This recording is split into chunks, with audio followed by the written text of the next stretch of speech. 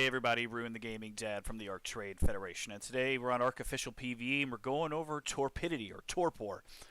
So one of the things that I wanted to kind of do a video on was, how much torpidity you get from each weapon and what things affect torpidity when you're trying to knock out a dino, so you can kind of choose what weapon, what percentage weapon, and then we're also going to test melee damage on some of these things too. So first things first, torpidity when it comes to knocking out a dino.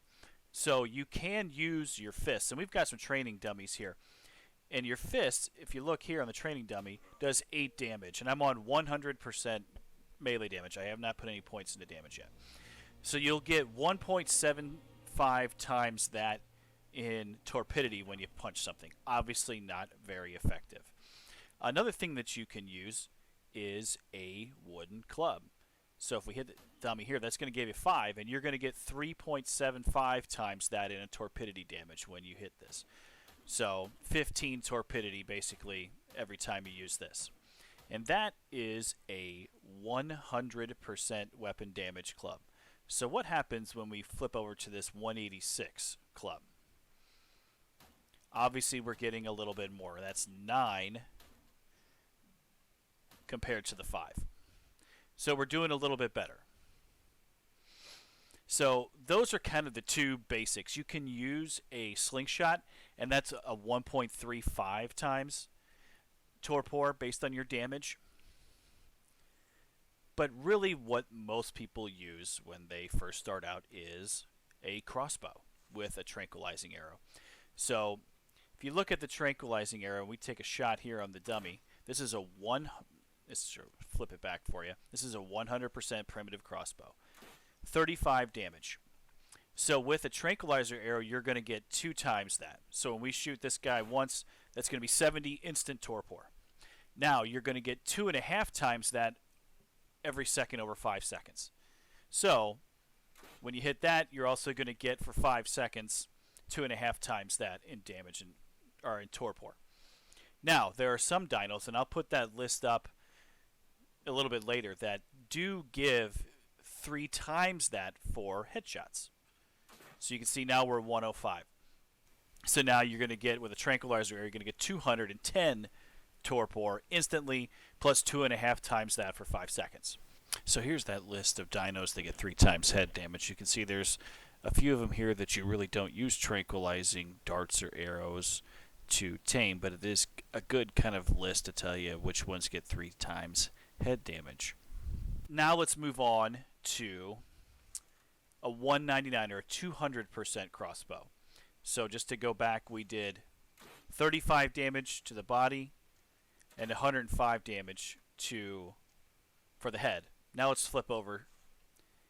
Now we're at 69 damage, and the headshot's 207.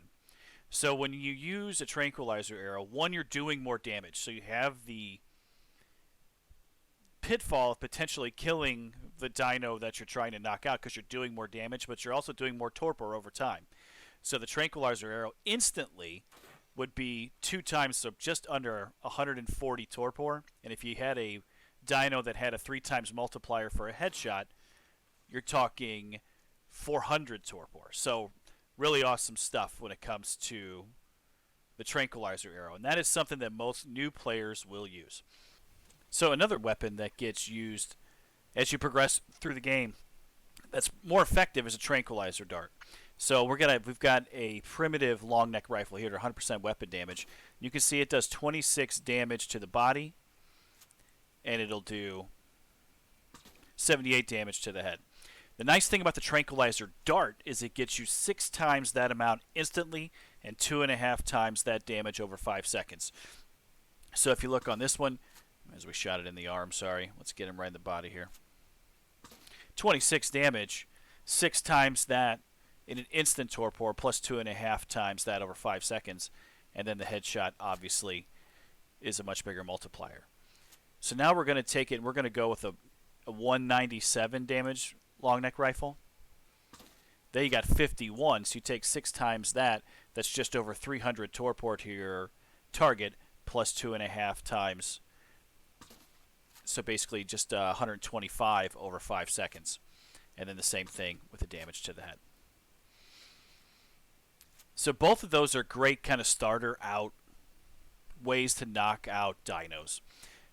As you progress through the game, one thing that you're going to want to get is the shocking Tranquilizer dart. We're going to drag this into, we'll just drag it into both of them here.